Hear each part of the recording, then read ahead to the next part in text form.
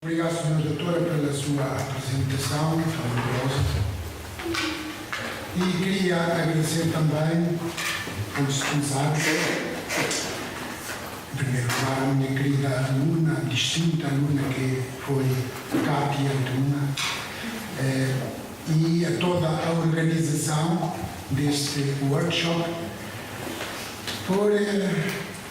pela eleição do meu nome neste tão honroso workshop.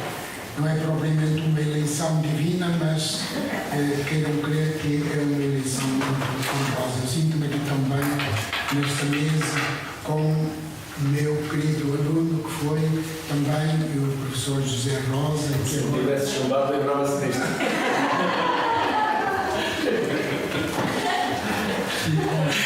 Também com a professora Inês Bolinhas, é uma honra. Muito obrigado a todos por estarem aqui.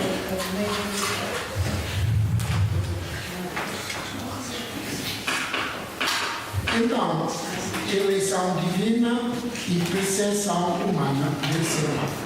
É o meu tema.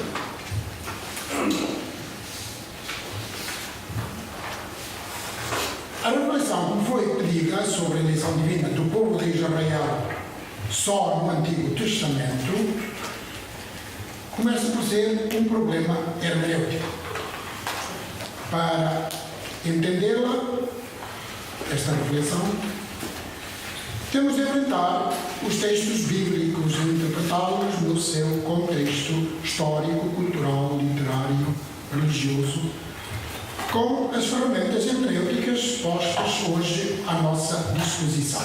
Ora, a linguagem usada pelos autores bíblicos na exposição dessa temática não é a da história, a da filosofia, a da teologia dogmática.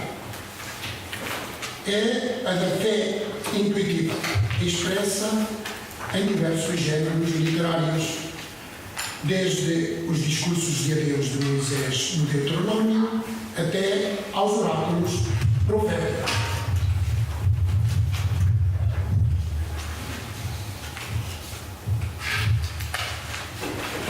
Primeiro ponto.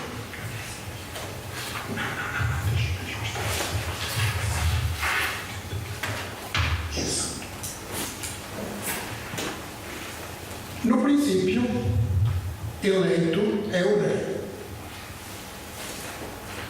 Quando na história bíblica se começa a esboçar a ideia da eleição divina, fala-se da eleição do rei por parte de Deus. Em todos os povos à volta de Israel, na região do Nilo e da Mesopotâmia, é por isso que está aí esse mapa para verdes Israel eleito no meio de tantos povos, o rei diz-se eleito pela divindade. Por isso, não admira que a ideia apareça em Israel. Já Saúl é visto como eleito de Deus. A seguir, é David o eleito pelo Senhor. Louva-se a sua beleza, mas quem determina que seja eleito é o Espírito do Senhor.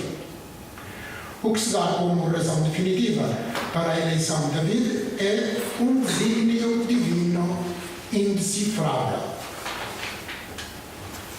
A eleição por parte de Deus devia responder à fidelidade do rei eleito, mas nunca se pôs em causa a eleição de David, apesar da sua infidelidade. O Salmo 89 pensa que, vista a debilidade dos descendentes de David, se deve concluir que Deus rejeitou o seu ungido e que abandonou a aliança com David. Mas não quer crer, o Salmo não quer crer que com isto tenha sido anulada a eleição. Apela à fidelidade do Senhor, sublinha a firmeza e a eternidade da eleição, que não pode cair, mesmo quando aconteceu a rejeição. Segundo ponto, teologia deuteronomista da eleição divina. A partir do exílio e do livro do Deuteronômio, fala-se também da eleição do povo por parte de Deus, que é uma novidade na história das religiões do antigo Próximo Oriente. A predileção divina pelo povo é característica da fé de Israel, expressa já na fórmula da aliança. Vós sois o meu povo, eu sou o vosso Deus. É no Deuteronômio que o motivo da eleição de Israel aparece mais desenvolvido, sobretudo no segundo discurso de Moisés. O lugar clássico é o capítulo 7. Aqui, a eleição aparece como forma de exortar a pureza da fé dentro da tradição da aliança. Não se apresenta isolada, quer fundamentar a exigência geral de Deus de que o povo obedeça à sua vontade, o ame de todo o coração e com toda a alma. O significado da eleição aparece claro quando ela é posta em conexão com as expressões povo santo e povo de propriedade especial, tornando mais compreensível a realidade polissémica de povo santo. Israel é santo não por sua especial integridade cultural ou moral, mas porque se converteu por meio da eleição em tesouro efetivo de Deus. Devia sentir-se comprometido a responder em conformidade com a eleição livre e gratuita de Deus, fundamento da santidade do povo. E as motivações da eleição não são grandeza, méritos, qualidades especiais ou perfeição ética de Israel, mas porque o Senhor se afeiçoou de vós e vos elegeu, porque vos ama e porque quis manter o juramento feito aos vossos pais. Isto está no capítulo 7. Motivação principal é a fidelidade de Deus à aliança. A eleição é o fruto maduro da libertação da opressão do Egito. Invade todo o Antigo Testamento, fica selada pela aliança e faz de Israel um povo santo, consagrado a Deus. Um povo à parte, povo de Deus, seu Filho, nação do Immanuel. Conosco está Deus, diz Isaías. Tudo isto conceito com textos que não vale a pena referir. A visão teológica da eleição é uma intuição afinada do Deuteronômio. Exprime e revela a atitude de amor de Deus para com Israel, que se sentia predileto e se via eleito de Deus pela liberalidade da sua graça. Falando da sua própria eleição por parte de Deus, Israel estava a descobrir e a interpretar pela fé o grande amor de Deus por cada povo. Sugeria que cada povo é que deveria sentir-se superiormente beneficiário do imenso, transbordante amor de Deus. Essa intuição supunha que Israel também escolheu Yahvé, o Senhor, como seu Deus único. A expressão põe a iniciativa em Deus com o fim de conotar a sua gratuitidade. Com uma captação dialética, o autor do Deuteronômio, pregando a eleição de Israel, estava a exigir do povo obediência e fidelidade como resposta igualmente gratuita. Deus não ama para ser amado.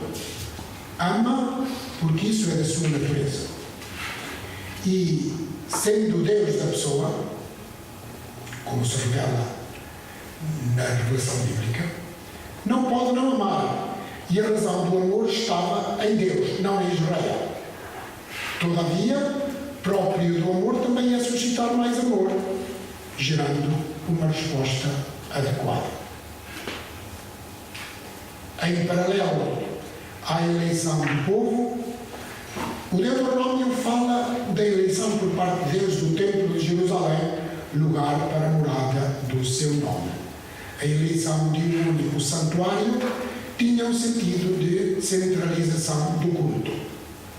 Israel abria-se assim a uma vida sob a bênção divina e queria fugir da idolatria. Por isso, templo único. Face a esta ideia tão clara de eleição, se nenhum profeta antes do exílio refere a eleição de Sião nem a de Israel com o verbo eleger, era porque, apesar de conhecerem a ideia, também a questionavam. Evitando o verbo eleger, queriam evitar ilusões perigosas. Por exemplo, a de pensar que a salvação estava garantida a Israel pelas práticas cultuais na cidade santa. Achavam os profetas que dava um falso sentimento de segurança e de felicidade automática. Por isso, criticaram a deturpação da ideia da sua eleição divina, dizendo que ela não era privilégio nem favoritismo exclusivista, era a graça que devia empenhar as pessoas num comportamento contínuo. Quando o povo se orgulhava dos dons recebidos de Deus, os profetas recordavam que o seu amor se dirigia também aos outros povos. Nestas cautelas pode estar a razão pela qual a obra histórica deuteronomista, a que vai desde o livro de Deuteronômio, passando por Josué, Juízes, 1 e 2 Samuel, 1 e 2 Reis, deixar aparecer concessões diferentes das do livro de Deuteronômio. Em 1 Samuel, agora, afirma-se que foi o povo quem escolheu o rei, e não Deus. Segundo os deuteronomistas, só Deus deveria ser rei de Israel. Então, a eleição do rei pelo povo equivalia praticamente a rejeitar o seu Deus.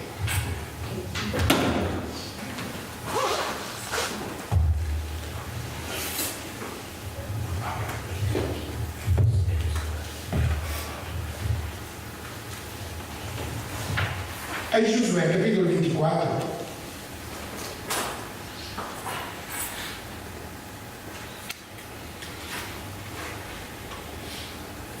há possibilidade errônea por parte do povo de eleger entre Deus e outros deuses. Josué opõe não a própria decisão de eleger o Senhor, mas sim, eu e a minha casa servimos o Senhor. Quer dizer, Israel não pode escolher o Senhor como se escolhem outros deuses. Tem de reconhecer que foi eleito por ele. Escolhe, por sua vez, aceitar ou não aceitar esse dom de Deus. Isso sim. Este quadro sombrio sugere que Israel enjeitou as inesgotáveis possibilidades de amar que Deus tinha aberto com a sua eleição e com a eleição do rei do tempo. E que, na revelação bíblica, a eleição é vista como dom absoluto, incondicional, e como responsabilização e compromisso. A fé na eleição de Israel teve de suportar duras provas depois da queda de Jerusalém e da ida para o exílio no ano 586 a.C. Agora, depois de a crise ter abalado a fé em Deus, a resposta à sua eleição já não pode ser só a obediência a Deus. Tem de ser mais radical. Tem que reconhecer que só Yahvé e mais ninguém é Deus. Terceiro ponto, a eleição divina vista pelos profetas. Aproximadamente na época em que escreveram os deuteronomistas, o chamado Deutero-Isaías, isto é, Isaías a partir do capítulo 40, que escreve em Babilônia aos israelitas para lá desterrados, enfrenta um auditório que pergunta se existe algum futuro para Israel. E o profeta responde concentrando a sua mensagem na eleição divina de Israel. Isaías 41 põe Deus a assegurar: servo meu és tu, elegi-te e não te rejeitei.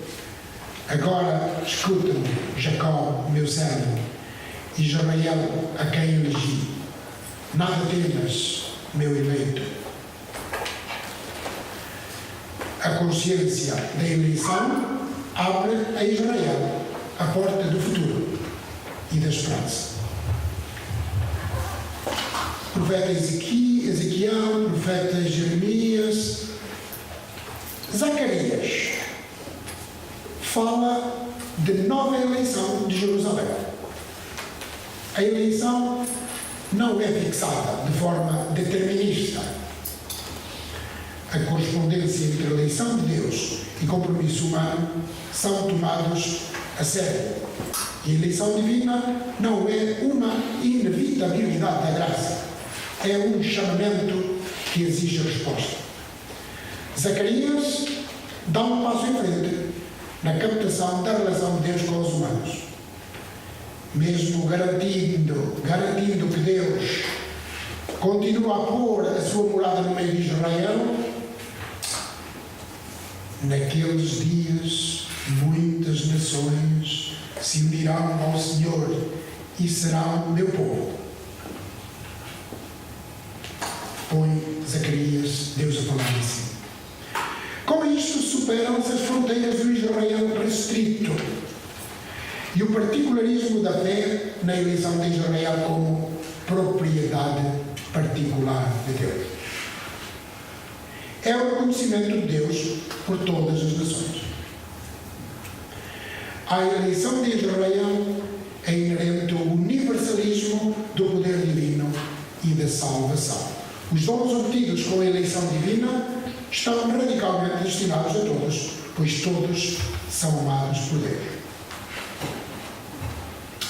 Portanto, parece claro que depois da desintegração de Israel como povo após o exílio, se chegou a esta nova compreensão da fé na eleição de Israel.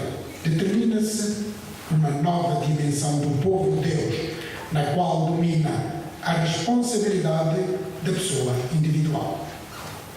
Mas isto não supõe a supressão da fé na eleição de Israel. O novo povo de Deus continuará a ser sempre descendência surgida de Jacó. Ponto 4. Teologia da eleição, revelação divina, captação humana. A teologia da eleição divina de Israel, ou de um povo, não se pode isolar da religiosidade bíblica que contemplava Deus a revelar-se a todos os povos, a amá-los a todos e a salvar todas as pessoas. E quanto maior fosse a abertura de um povo a Deus, a captação do seu mistério e o alcance do seu relacionamento com os humanos, mais Deus se lhe revelava e se lhe dava. Mas com a mesma solicitude e com um igual afeto universal e sem exceção de pessoas, se deixava Deus buscar por outros povos para que alcançassem a máxima compreensão do seu mistério pela mediação do povo a quem mais se abria.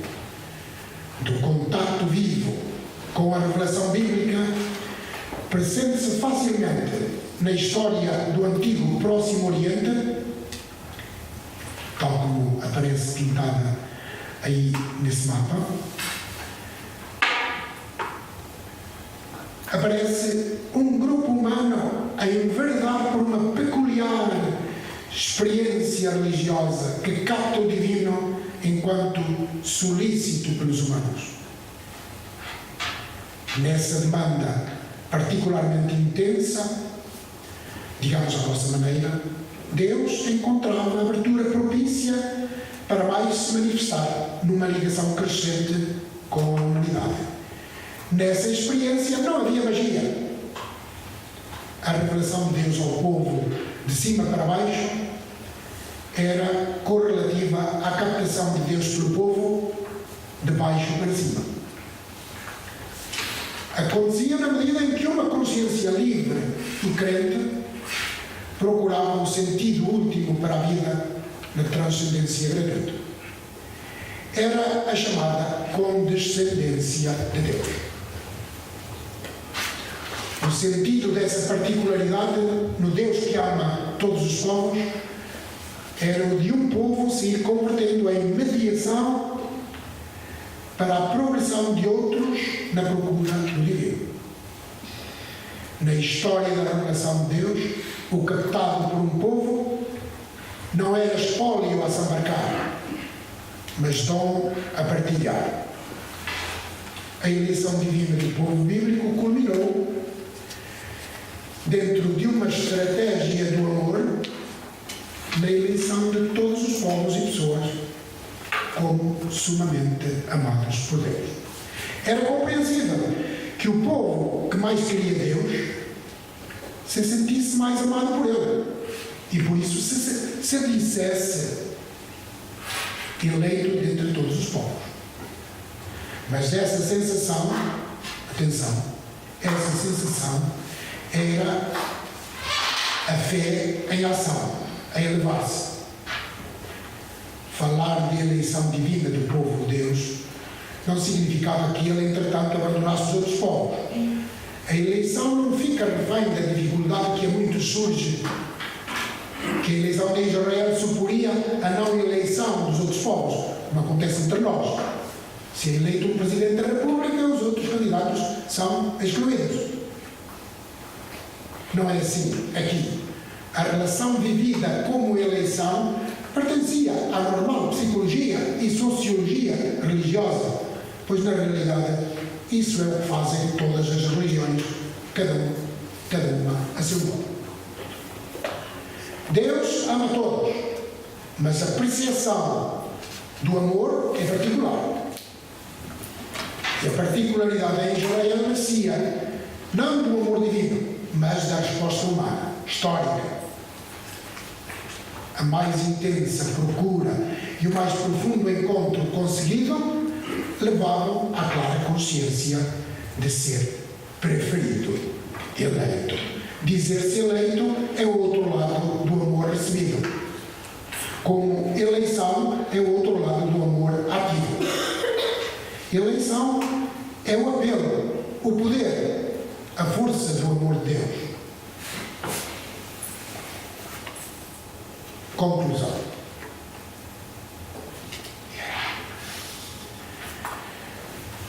Quando se fala de eleição gratuita de Deus, ecoa como escândalo a ideia da predestinação, tema deste workshop também.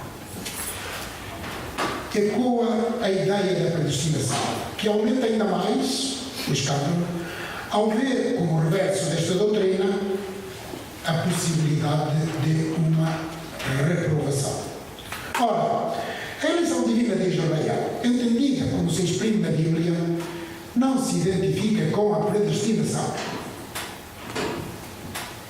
A eleição era vivida, com razão, como um ato do amor de Deus que, pela sua palavra, sai ao encontro do ser humano como um chamamento livre e libertador.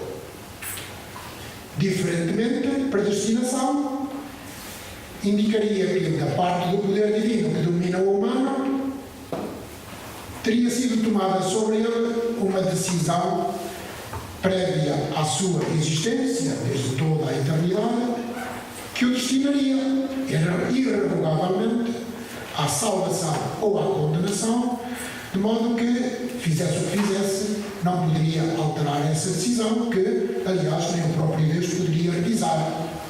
Isto é, determinismo. E que teria de se cumprir totalmente. Predestinação.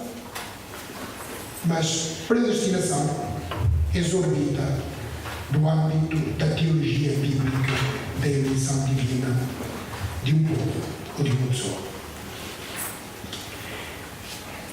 Eleição é inseparável do amor de Deus e visa provocar a resposta humana do povo de se deixar envolver no amor de Deus, que procura primeiro antes de ser procurado. Não permite subtrair-se ao imperativo religioso ou ético, sob a pretensão de que haveria uma predeterminação que o tornaria inútil ou contraditório a esse imperativo ético. Nem no âmbito da teologia bíblica cabe a objeção de que a eleição divina, que não se baseia em méritos e contradiz as escalas de valores sociais e éticos, seria imoral ou injusta. Ela seria, antes, a prova de que o amor de Deus não tem limites e é desconcertante para qualquer reflexão racional.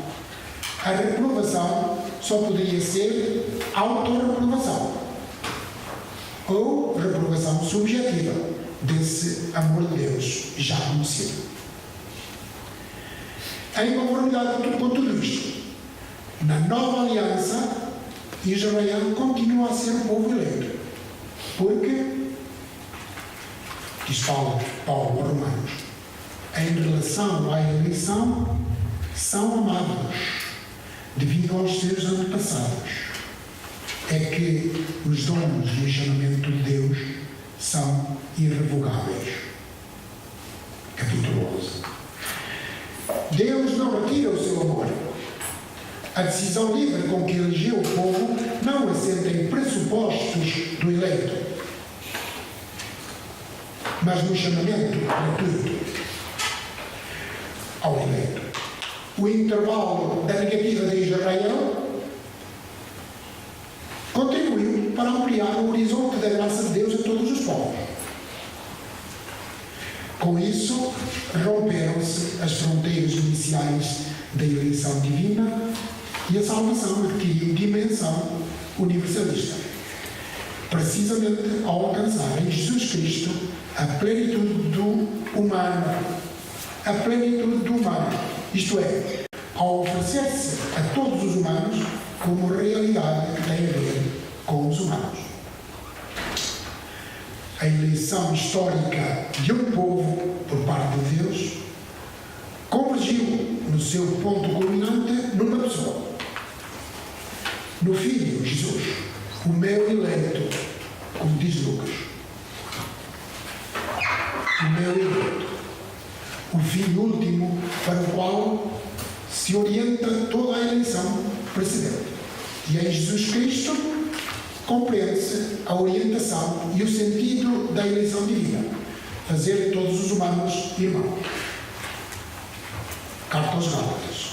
Em Cristo já não há judeu nem grego. Oh, que profundidade de sabedoria e de ciência é a Deus!